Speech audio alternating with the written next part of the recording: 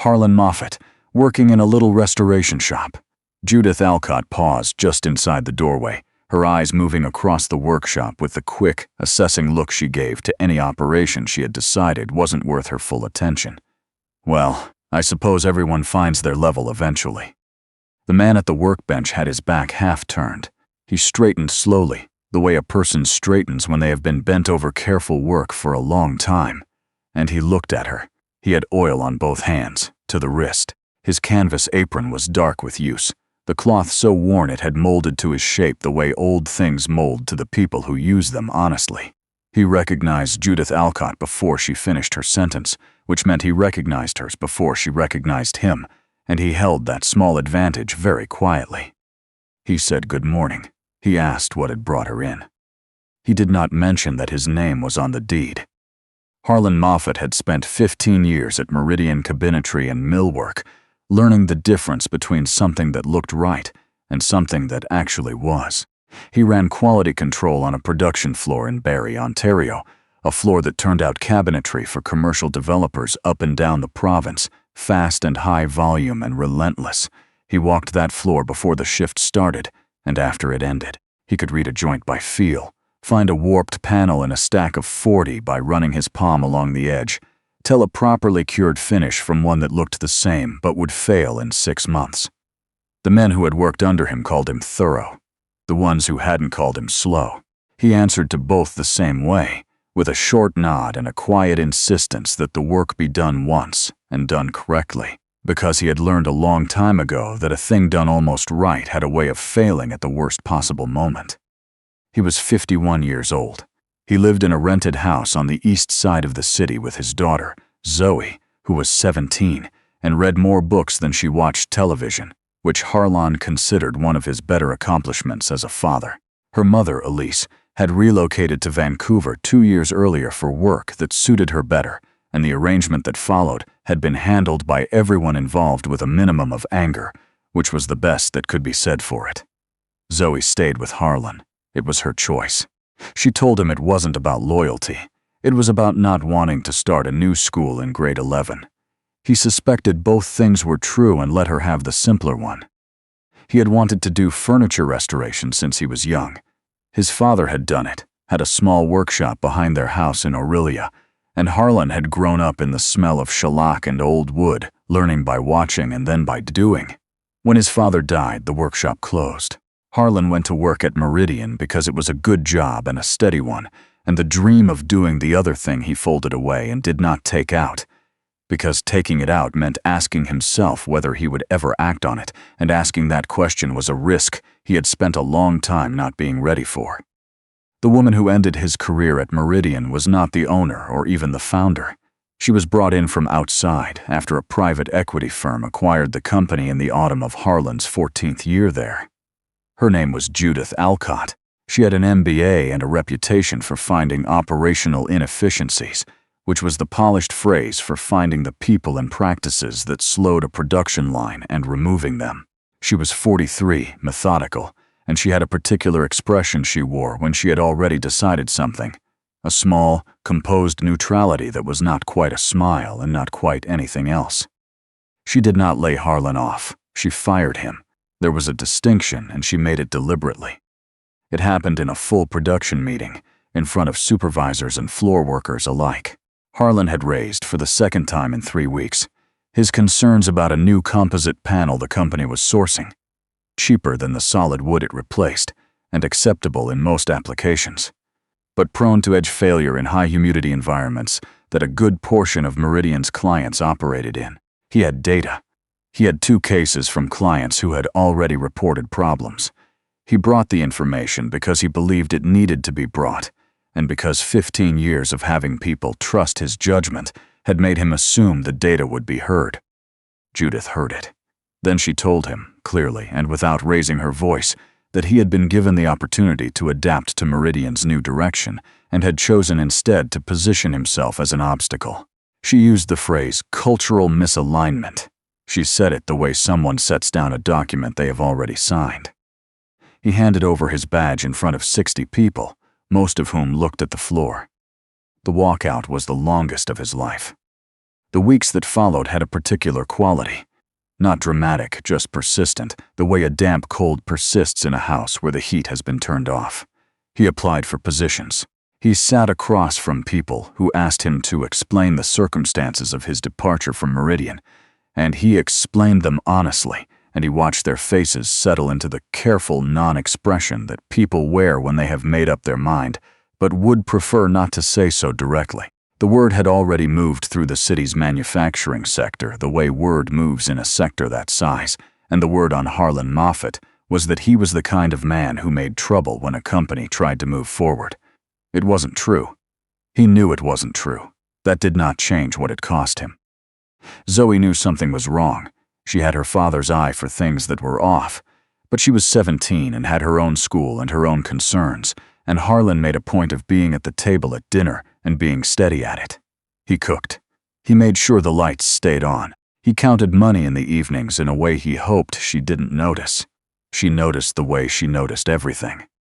The day he found Alderton Restorations, he had driven out of the city for no particular reason, which is the reason most people give when they are not ready to admit they are approaching a decision. He drove west along the county road, into the kind of country that Ontario does quietly, flat, then gently rolling, birch and maple along the margins, the sky very large above it all. He ended up in a town called Greenvale, which had once been larger and had contracted slowly until what remained was a main street with a hardware store, a diner, and several storefronts with paper in the windows. One of the storefronts was different.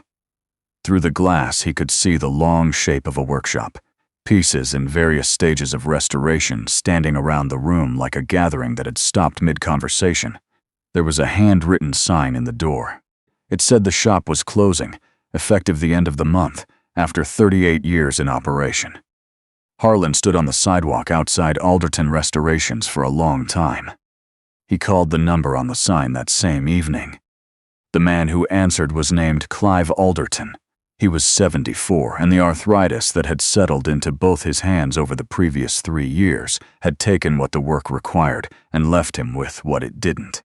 He walked Harlan through the workshop the following morning with the patient thoroughness of someone showing a place they have loved for a long time and do not expect to see again. He showed Harlan which equipment worked and which needed attention. He did not oversell it. He said at one point, standing in the middle of the floor with his ruined hands at his sides, that a shop is not just the tools in it. It is the standard the person running it holds themselves to, and that what he hoped for was someone who understood that distinction because most of the people who had expressed interest so far had not. Harlan told him he understood it. He knew as he said it that it was the truest thing he had said in weeks. He used what remained of his savings. He did the arithmetic so many times the numbers stopped feeling like numbers and started feeling like a fact he was choosing to live with. He signed the papers in Greenvale on a Thursday afternoon, and when it was done, he sat in his truck in the small parking lot and looked at the building and understood that he had just done the thing that everyone who cared about him would tell him not to do. He told Zoe that evening. He had not planned to. He had planned to tell her once the transaction was settled, to present it as a decision already made rather than one she would have to watch him make. But she came in from school and put her bag down and looked at him the way she looked at him when she already knew something had shifted, and he found he could not perform steadiness he didn't have. He told her about the shop in Greenvale. He told her the number, the real one. He watched her do the arithmetic in her head the same way he had done it, arriving at the same unsettling total. She didn't tell him he'd made a mistake. She asked him one question. She asked whether this was the thing he'd always wanted to do. The thing he had mentioned once or twice over the years, in the offhand way people mention what they are most serious about. He said yes. She was quiet for a moment. Then she said, "Then do it properly, don't do it halfway." It was the same standard he had held himself to for 15 years on someone else's floor. Hearing it from his daughter, directed back at him, for something that was his, he found he had to look at a fixed point on the wall for a moment before he could answer. He told her he had no intention of doing it any other way. The first months required a person to have decided, in advance, that they would not be discouraged by them. because the discouragement came steadily enough that someone who had not pre-committed would have been finished before the middle of the first season. The workshop needed more than it had appeared to need. Not catastrophically, but consistently. There was always something that required money or labor or both, and money was thinner than it had ever been, and labor was Harlan, because Harlan was all there was. He repaired what he could himself. He learned the building's habits, which window had to be weighted against the wind, which circuit ran hot in cold weather, which corner of the basement required a dehumidifier running all winter. He got to the shop by 6 in the morning and left after dark, and twice a week he drove back to Barrie for Zoe. Or Zoe drove out to Greenvale to him, and they ate dinner together in the small kitchen at the back of the workshop because it was faster than driving home. The town received him with the cautious reserve that small Ontario towns extend to newcomers who arrive with the specific ambition of replacing something well-liked. Clive Alderton had been in Greenvale for 38 years. Harlan had been there for 6 months and did not yet have a reputation for anything, which in a small place reads almost as poorly as having a bad one. People came in curious. A chair with a broken rail, a drop-leaf table with a hinge gone. Small pieces, the kind of first tests a community offers when it is deciding whether to trust a new person with the larger things. He did every one of those pieces the same way he would have done the important ones. Completely and correctly, and without cutting the corners that nobody would have noticed if he had. Clive stopped in twice a week. He sat on the stool near the window that he had occupied for 38 years and watched Harlan work, and he said, when he had something to say, what he actually thought. He told Harlan once that his finishing was technically correct, but that he was treating each piece as a problem to solve, rather than as an object with a history, and that the two approaches produced results a person could tell apart if they knew what they were looking at. Harlan thought about that for 3 days. Then he changed the way he worked, and the difference showed up in things he could not have articulated precisely, but that the work made visible. Judith Alcott came in on a Tuesday in late October. She had driven from the city on what she described as a market research day. She conducted them personally, which she considered a discipline of leadership. And she had noticed the shop because it had something unusual for that street, which was a small cluster of people near the door. She went in because noticing what worked and asking why was the professional habit she was proudest of. She was looking at the finished pieces on the display shelf near the window when Harlan came through from the back. Harlan Moffat, working in a little restoration shop. She said it with the particular warmth a person uses when they are pleased to find their conclusions confirmed. I suppose there's something fitting about that. Very you. In the back of the shop, behind the half-open door that separated the display space from the workroom, Zoe looked up from the small side table she had been sanding, a piece Harlan had allowed her to take on herself. She looked at her father. He met her eyes for just a moment and gave a small, specific shake of his head. She kept sanding. Harlan asked Judith what had brought her in. He spoke in the same even voice he used with every person who came through the door. She told him, with the casual authority of someone who assumes their presence explains itself, that she was surveying the area's small business landscape. She looked at the finished pieces. She remarked that the workmanship was quite good, in the tone people use when they mean they are surprised. She told him she supposed it must be a relief to have found something manageable after the pressure of a real production environment. Then she smiled, the small, composed smile he remembered from the production floor, and she moved toward the door. She said she was only looking. Harlan told her she was welcome to come back any time. The bell above the door rang behind her. He stood at the counter for a moment without moving. Zoe came to the doorway between the rooms and looked at him. That was her, she said. It wasn't a question. Yes, he said. You didn't tell her. No. Zoe was quiet for a moment. Then she said, good, and went back to the side table. The particular stillness that Judith's visit had required of him. The effort of serving her with exactly the courtesy he would have given anyone used up something in him that evening. He sat in the kitchen with his hands around a mug of tea and stayed there for a while without moving. Zoe came in at some point and sat across from him and said nothing, which was a form of conversation they had developed over 2 years of evenings like this one. He would outlast her conclusion. He knew by now that the fastest way to lose was to argue with what another person had already decided. The work would have to do the arguing. Cassandra Weil arrived in Greenvale 6 weeks later. She wrote for True Grain, a national publication about Canadian craft and making, and she had heard about the shop from a furniture conservator in Toronto who had sent a client there and received, in return, a chair restored so precisely that the client had called to ask whether it had been replaced entirely. Cassandra drove the 2 hours from Toronto on a gray November morning and came in without calling ahead. She preferred to see a workshop before the people in it knew she was there to see it. She watched Harlan work for 20 minutes before she introduced herself. She asked, when she finally did, where he had trained. He told her, nowhere formally. He said he had spent 15 years in quality control on a production floor, learning every single day exactly what wrong looked like before he ever had the chance to make something correctly himself. Cassandra sat with that for a moment. Then she asked whether she could write about him and explained what that meant in practical terms. A long feature in the magazine's spring issue focused on the craft itself and on what she was already fairly certain was one of the more serious restoration practices operating in the province. Harlan said yes. She came back 3 times over the following weeks. She asked questions about process and material and provenance.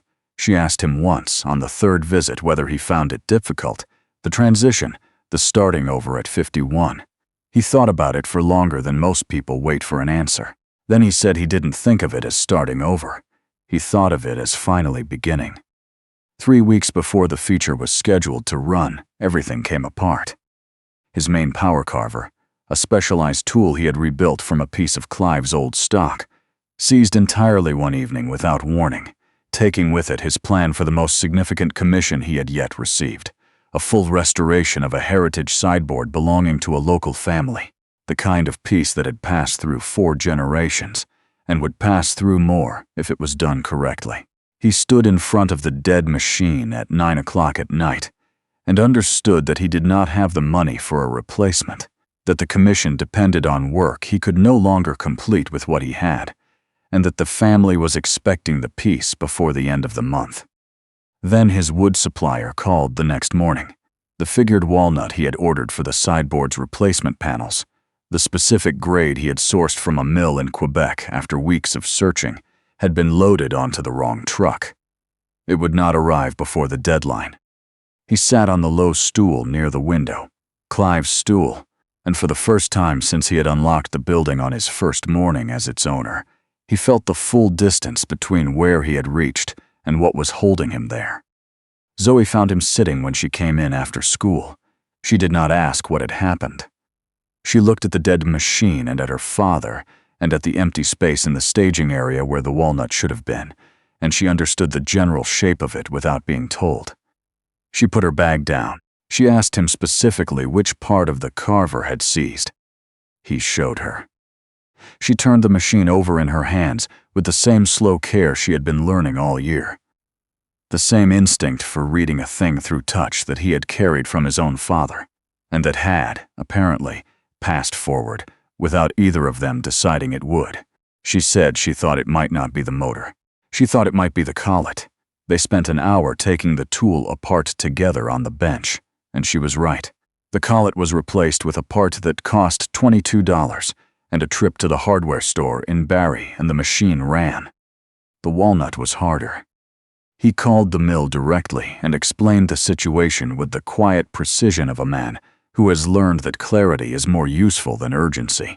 The mill could not locate his order, but they had a partial run of a similar grade. Not the figured walnut he had planned around, but straight-grained stock from the same species, the kind that a person who truly knew wood might be able to use to produce something different from what he had planned, but no less correct. He drove there himself at 5 in the morning and loaded the planks by hand in the cold. He spent 4 nights learning the new material.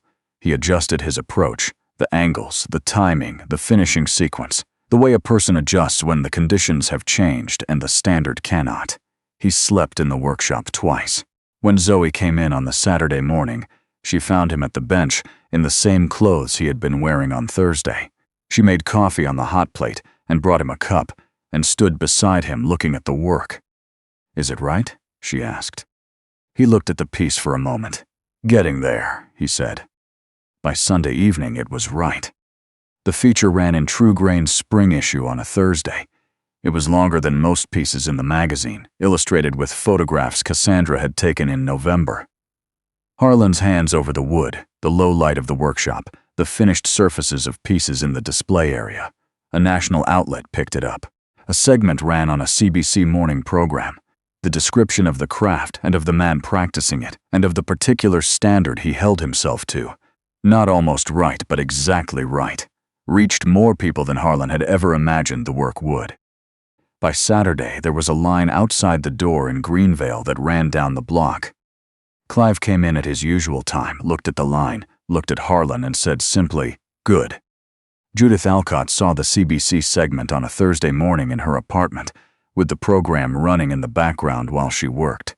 She recognized the workshop before she recognized the man, recognized the display shelf, the window, a finished piece she had glanced at briefly during her visit in October.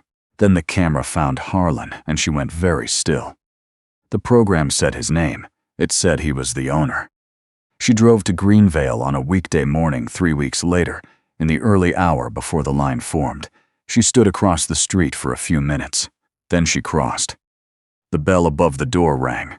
Harlan looked up.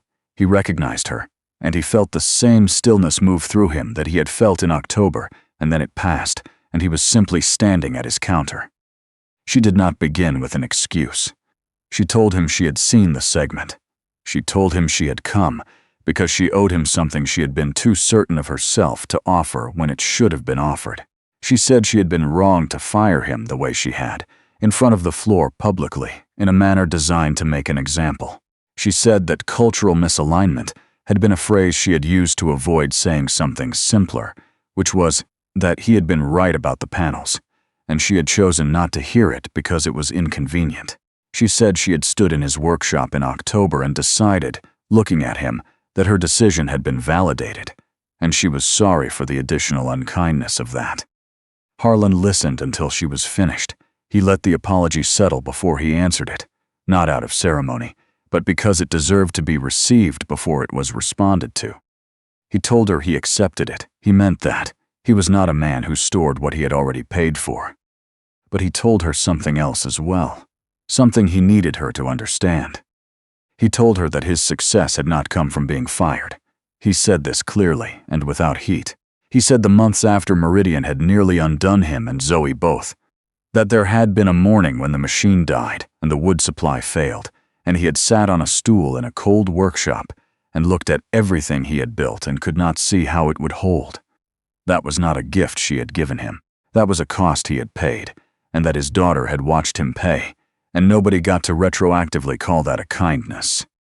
The credit, he said, belonged to the work, to the nights when the standard could not move even when the conditions did, to a 17-year-old who had taken a tool apart on a bench in the dark and found the thing that was actually broken.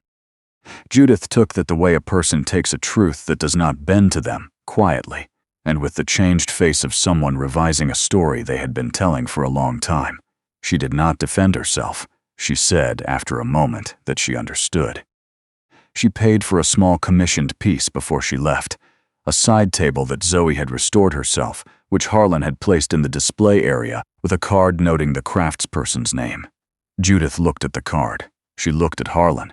She said nothing about it. The bell rang behind her as she left, and this time she did not shake her head at any conclusion, because the one she had walked in with was gone.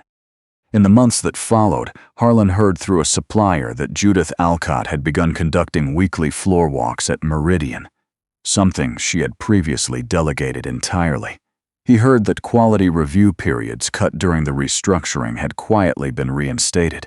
He did not know whether those things were connected to what had passed between them in his workshop. He suspected they were. He did not feel one way or the other about it. What she did with what she had learned was between her and the floor she ran, and Harlan had enough of his own floor to attend to. The heritage sideboard went to the family before the end of the month. The grandmother ran her fingers along the repaired inlay, and said she could not tell where the old wood ended and the new began. Harlan told her that was the idea. On a Saturday evening in late spring, after the last customer had gone, and the display was straightened and the machines were quiet, Zoe sat at the bench finishing a small jewelry box she had been building for 3 weeks. Her own design, her own joinery, done entirely without help. Harlan worked beside her on a frame repair, and the shop had the particular stillness of a place where things are being made by people who are not in a hurry. After a while, she asked him whether he ever missed Meridian. He looked at the piece in front of him, the tight, true joint he had been working into alignment for the past hour. No, he said, not once. Zoe nodded as though this confirmed something she had already known. She went back to her box. He went back to his frame. Outside, the last light moved off the rooftops of Greenvale and the street went quiet the way small Ontario towns go quiet at the end of a good day. A door closed on you by someone who never truly saw you is not the final word on who you are. It is only the end of a story that was never yours to begin with. The story that is yours starts the moment you stop waiting to be seen by the wrong people and begin instead the slow, unglamorous, entirely necessary work of building something that speaks for itself.